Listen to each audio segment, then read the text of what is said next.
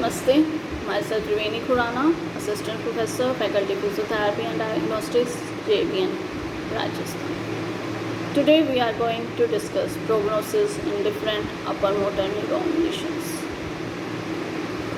A vast network of nerve tracts in the CNS which span cerebral cortex, brainstem, cerebellum and spinal cord control the initiation and modulation of movements. The nerves in the CNS which carry the impulses for movement are known as upper motor neurons. I repeat, the nerves in the CNS which carry the impulses for movement are known as upper motor neuron. The primary tract which carries signals for voluntary movement is known as pyramidal tract. The pyramidal tract divided further into the corticospinal tract and the corticobulbar tract. Injury or lesion to upper motor neuron are common because of vast areas covered by the motor neuron pathways. Upper motor neuron lesions are designated as any damage to the motor neurons that reside above the nuclei of cranial nerve or the anterior bone cell of the spinal cord. Damage to the upper motor neuron leads to a characteristic set of clinical symptoms known as the upper motor neuron symptom. These symptoms can include weakness, spasticity, clonus, and hyperreflexia. Upper motor neuron lesions have a wide differential diagnosis, which ranges from cerebrovascular accident, traumatic brain injury, malignancy, infection, inflammatory disorder, neurodegenerative disorder and metabolic disorders. Upper motor neurons are first order neurons which are responsible for carrying the electrical impulses that initiate and modulate movement. Various descending upper motor neuron tracts are responsible for the coordination of movement. The major upper motor neuron tract that initiates voluntary movement is the pyramidal tract. The pyramidal tract provides a direct pathway between the cerebral cortex and the spinal cord, in contrast with extrapyramidal tracts which provide indirect pathway for the coordination of movement. The pyramidal tract divides into corticospinal tract and corticobulbar tract. Corticospinal tract fibers synapse with cranial nerves. The cell bodies of the pyramidal tract concentrate around the motor areas of the cerebral cortex. In general, the motor areas of the left and right hemisphere will innervate the musculature on the contralateral side of the body. The motor areas are somatotic. This means that control of facial musculature is situated on the most lateral area of the cerebral hemisphere, while control of the legs takes a more medial position. Mapping of the different parts of the motor area for specific body part is called corticohomunculus. Upper motor neuron of the pyramidal tract have the majority of their cell bodies located in the precentral motor cortex, that is Brodmann area 4, and premotor area, that is Brodmann area 6. Cell bodies are also present in the supplementary motor area, primary somatosensory cortex and the superior parietal lobe.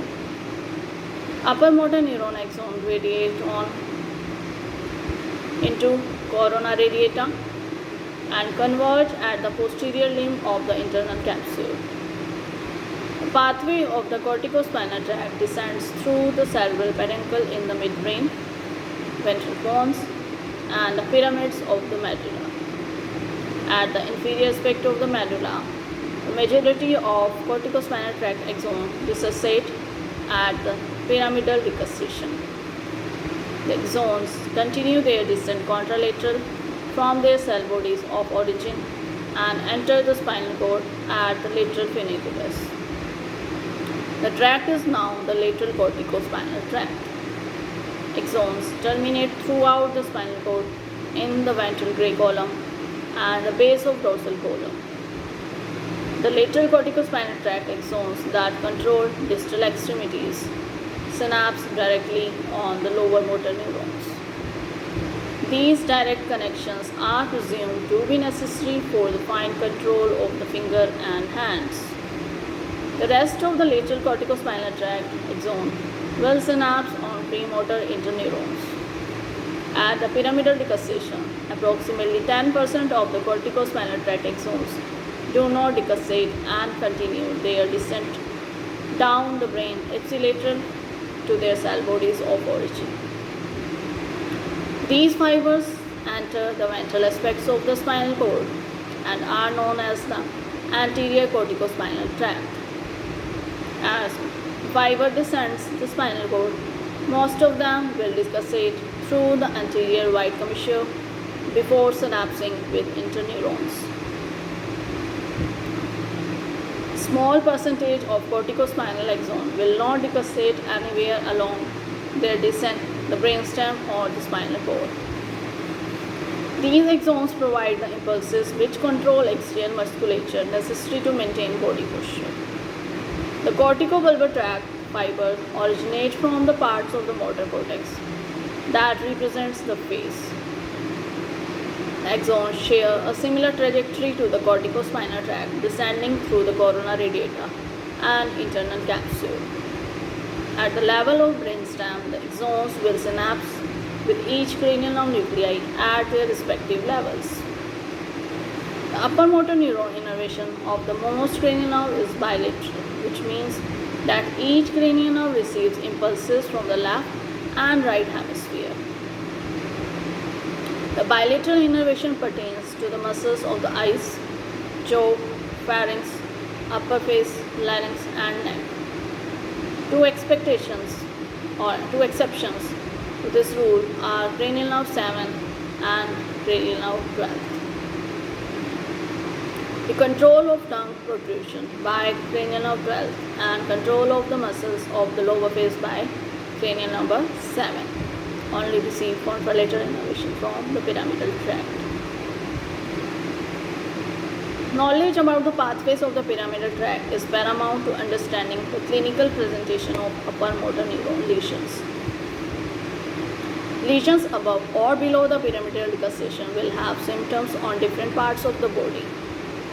Upper motor neuron lesions rostral to the pyramidal decussation will result in symptoms contralateral to the site of lesion. Example: a unilateral lesion on the right corticospinal tract before the pyramidal decussation would cause weakness and spasticity of musculature on the left side of the body.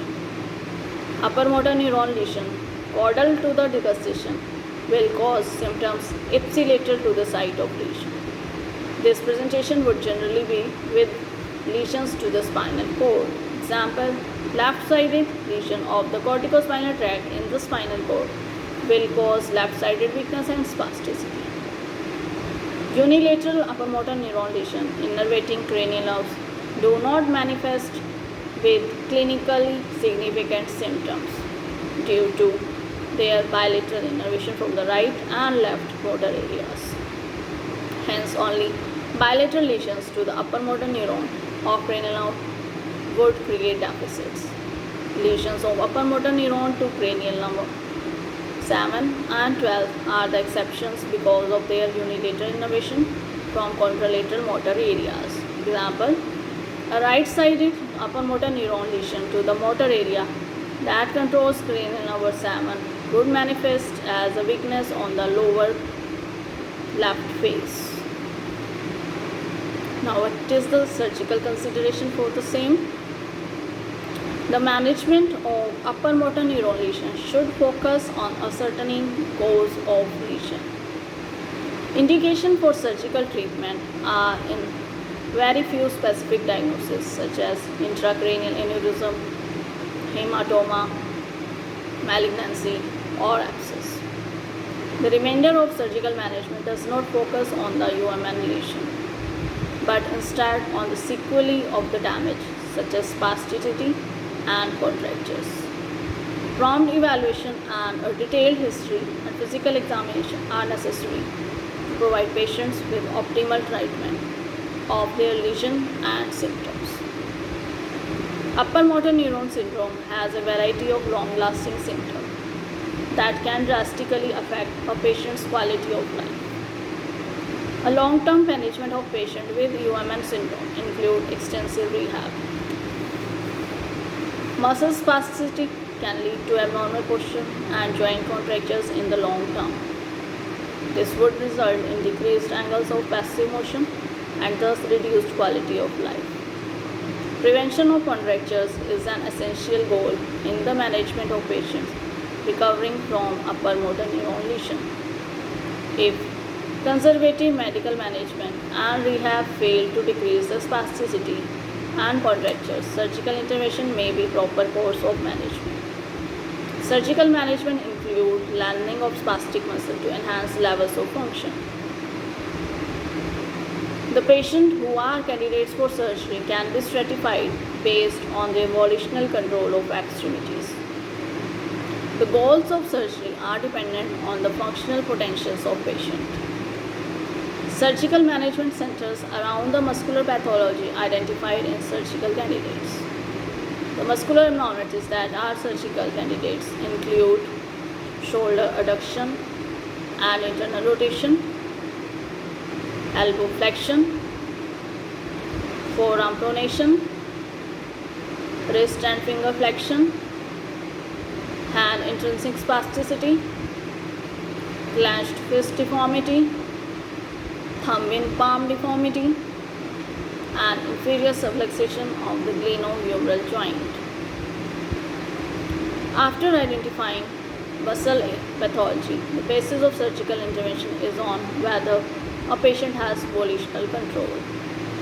Patient with volitional control may undergo tendon fractional lengthening, muscle origin release, or a joint osteocapsular release. Patients that are found to have no volitional control may undergo muscle origin release, myotomy, tenotomy, neurectomy, arthrodesis, and joint osteocapsular release. The specific procedure used is based on the surgically targeted muscle and the goals of the procedure. Now, what is the clinical significance? UMN lesion can arise from a variety of injuries to the brain or spinal cord. These include cerebrovascular accident, traumatic brain injury, anoxic brain injury, malignancy, infections, inflammatory disorders, neurodegenerative disorder, and metabolic disorders. The clinical manifestation of UMN lesion is known as upper motor neuron syndrome. The symptoms of UMN damage require differentiation from damage to lower motor neuron, which would manifest with weakness, muscle atrophy, hypotonia, hyporeflexia, fasciculations, and fibrillation.